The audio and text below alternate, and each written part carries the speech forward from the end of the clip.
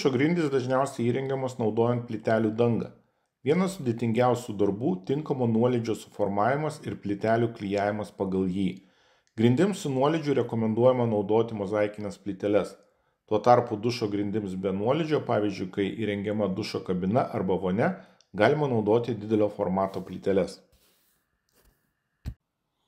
Grindų pagrindas išlyginamas, galima tankinti žvyrą arba daryti juodgrindis iš betono, o šonai nuo pamatų atskiriami polistireniniu putplasčiu. Grindys turėtų būti apšiltintos ne mažesniu kaip 15 cm storiu, o A++ klasės pastatams 30 cm. Šiam tikslui naudojamas EPS 70 polistireninis putplastis. Jei pastatas naudojamas epizodiškai, galima įrengti sausas grindis iš fibrocemento plokščių. Jos nekumuliuos šalčio, todėl žiemą grindys greičiau įšils. Taip pat galima grindis betonuoti ir įrengti grindinį šildymą.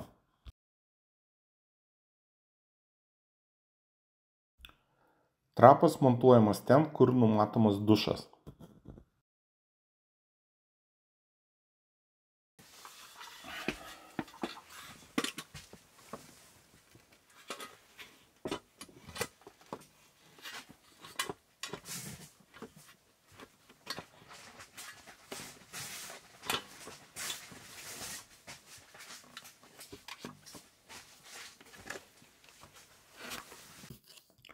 Nuolydis gali būti formuojamas dviem būdais – išpjaunant gamykloje polistireninį putplastį arba naudojant stingstantį mišinį.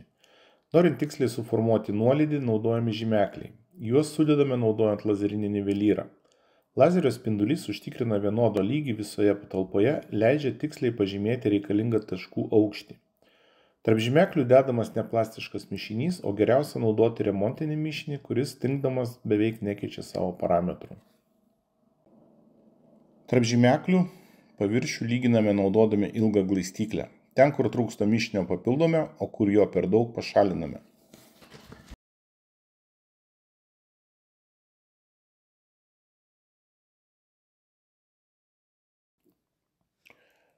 Grindų hidroizoliacija įrengiama keliais sluoksniais. Pirmasis sluoksnis kampuose dedamas dar prieš montuojant gipskartono sienas. Sumontavus gipskartoną, apatinis tarpas užpildomas glaistu. Kai glaistas visiškai išdžiūsta, susijungimo vietos padengiamos hidroizoliacijos sluoksniu, o ant jo klijuojamas audinys. Kampams naudojami specialiai paruošti audinio gaminiai.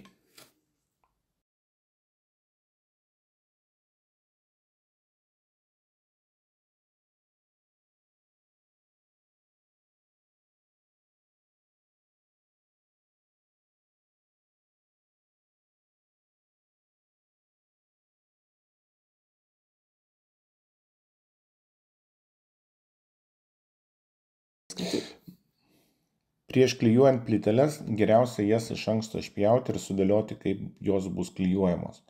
Mozaikinės plytelės pjaustomos naudojant kampinį šlifuoklį. Dirbant su stiklo keramikos plytelėmis reikia elgtis atsargiai, nes jos yra trapios. Mozaikinės plytelės dažnai naudojamos dėl jų estetikos ir praktiškumo. Jos puikiai tinka dušo grindims, nes atkartoja nuolydį ties sujungimais be papildomo pjaustymo. Tačiau jų montavimas yra sudėtingesnis nei didesnio formato plytelių. Didelio formato plytelės pjaustomos su specialia plytelių pjaustyklė. Dažnai tenka atlikti daug įstrižų pjūvių, ypač jei didelės plytelės bus naudojamos grindims su nuolydžiu.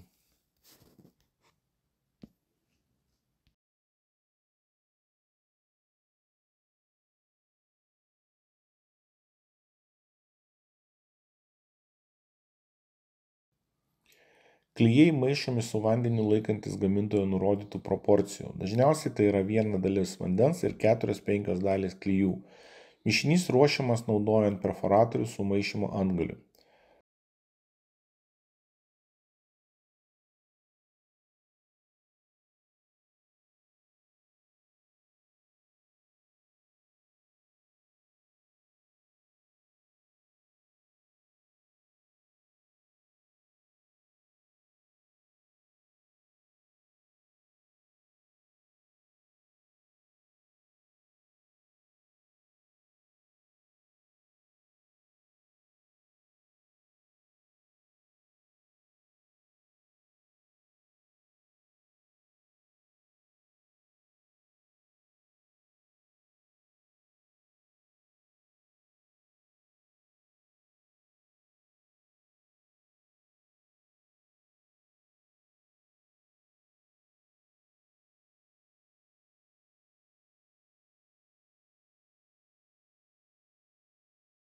Maišymo procesas vyksta 2 etapais. Po pirmo maišymo reikia palaukti apie 5 minutes, kad klijai subręstų, o tuomet masė dar kartą gerai išmaišoma.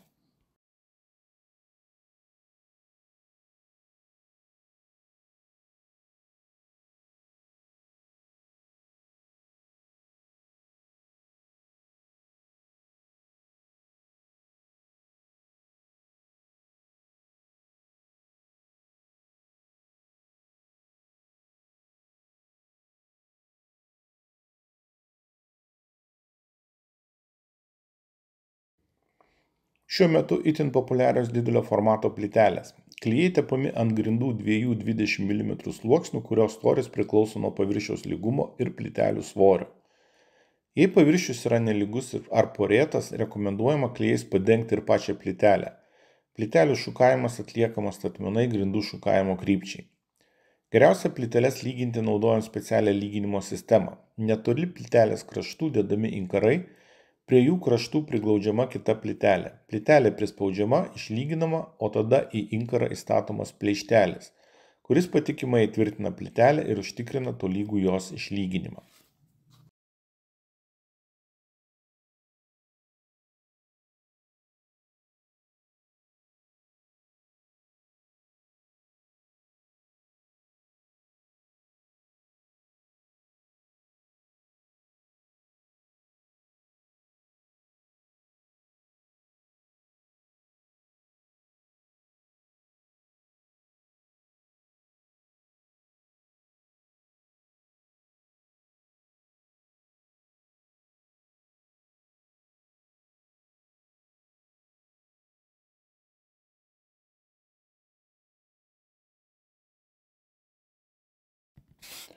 Jei plytelė mažesnė, galima nupjauti naudojant kampinį šlifuoklį su deimantiniu disku. Taip pat išpjaunamos reikalingos formos. Prie vamzdžių karūnių grąžtų pjaunam skylę ir nupjaunam plytelių pjaustyklę. Dulkių bus daug, verta apsirengti vienkartinę aprangą. Naudoti nuo dulkių kaukę arba respiratorių. Mozaikinės plyteles klijuoti yra kiek sudėtingiau. Ant grindų tepamas ir išlyginamas klijų sluoksnis, o nedidelį nuolydį galima pakoreguoti klijavimo metu. Mozaikinių plytelių klijavimui naudojama mentelė su mažesniais dantukais. Suklijavus plyteles po pusvalandžio ar valandos jos nuplaunamos.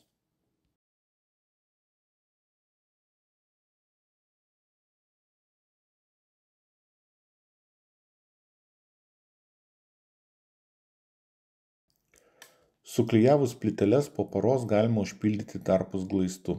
Glaistas ruošiamas iki grietinėlės konsistencijos, kad būtų lengva jį įtrinti į plytelių tarpus. Užpildžius tarpus po pusvalandžio glaistas nuplaunamas nuo plytelių paviršiaus.